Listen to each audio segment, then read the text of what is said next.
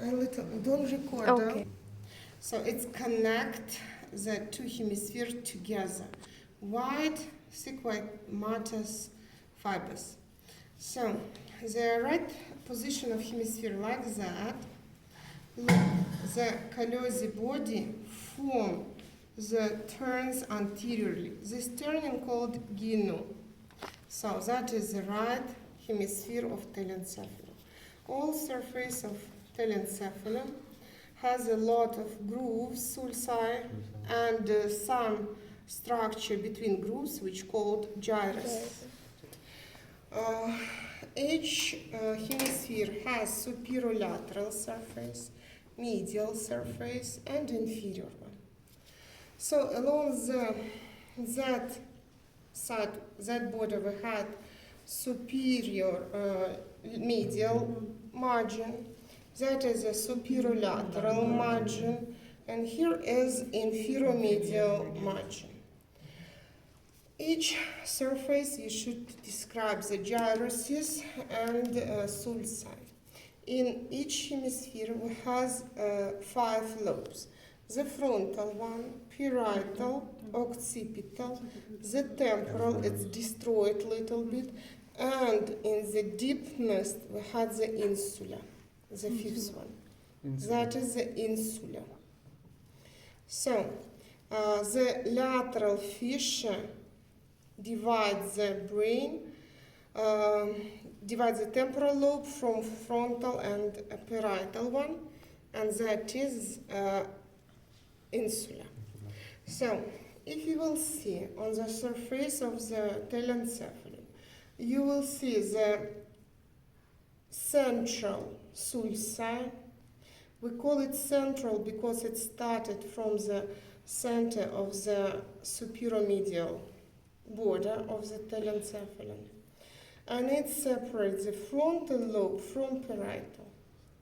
Front of the central sulci locates the precentral gyruses. The borders of the gyruses is precentral sulci and central sulci. Actually, the gyruses respond for the involuntary movement and voluntary movement too. And all cortex which locate front of it includes the precentral gyruses are motor one, generally a motor one. And posteriorly from the central sulci locate the post-central gyri. That is primary somatosensory area.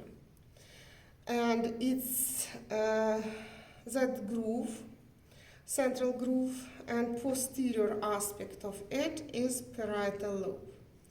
Parietal lobe divides from occipital by parieto-occipital sulci.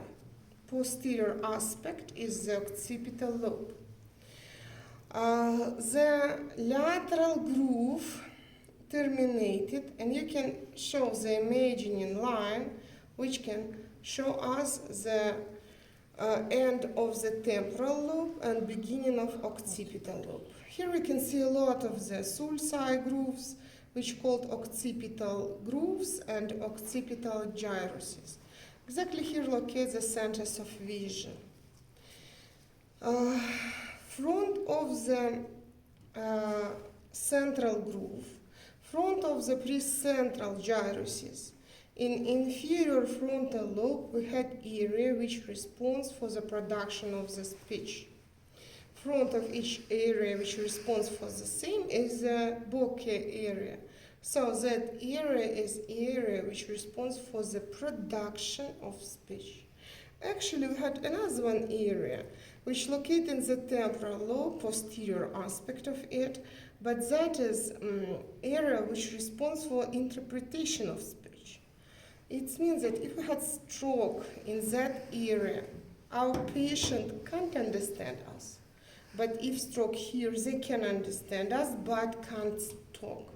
And if we had stroke which dominate all that area, our patient will have common or general aphasia. Aphasia is the disturbance of speech. So, in the temporal lobe, we had the area which responds for the hearing and vestibular apparatus of our body. Each lobe has own sulci and gyruses.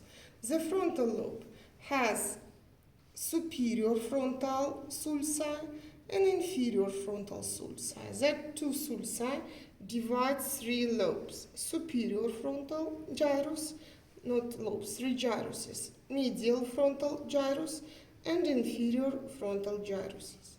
Parietal lobe. Parietal lobe had intraparietal sulci. It divides superior parietal and inferior parietal lobes. And occipital one I already named. Occipital sulci, occipital gyruses. In temporal lobe we had superior temporal sulci, then we had inferior one, and three low gyruses like in frontal one. Superior one, medial and inferior one are destroyed here. So on the medial aspect of the brain, in medial aspect of the brain we had the sulci which surround the callosy body. That is the callosy body sulci. It's continued to the parahippocampal sulci. Then, as a parallel to it, we had the cingulate sulci. Cingulate. Actually, it has ascendant direction, and that cingulate sulci, that posterior aspect of it, called marginal sulci. That sulci, cingulate sulci, actually that's cingulate sulci, plus callosy sulci, they separate the cingulate gyrus. The cingulate gyrus plus or continue to the more narrowing part which called isthmus, and isthmus continue to the parahippocampal gyruses which end in uncus. Actually it's destroyed. Above the cingulate gyrus we have the superior frontal gyrus, and here the invagination of medial frontal gyruses. Posteriorly, back of the marginal sulci, we had quadrant-shaped part of the telencephalon, which called precuneus. It's divided by the marginal sulci and parieto-occipital sulci. Parieto-occipital sulci and calcarinea sulci divide the triangular-shaped part, which called cuneus. Other locate structures on the inferior surface. On inferior surface, we had collateral groove, which separate the parahippocampal gyruses and occipitotemporal, medial occipitotemporal gyruses. Also on that surface, we had occipitotemporal sulci, which divide lateral and medial occipitotemporal gyruses.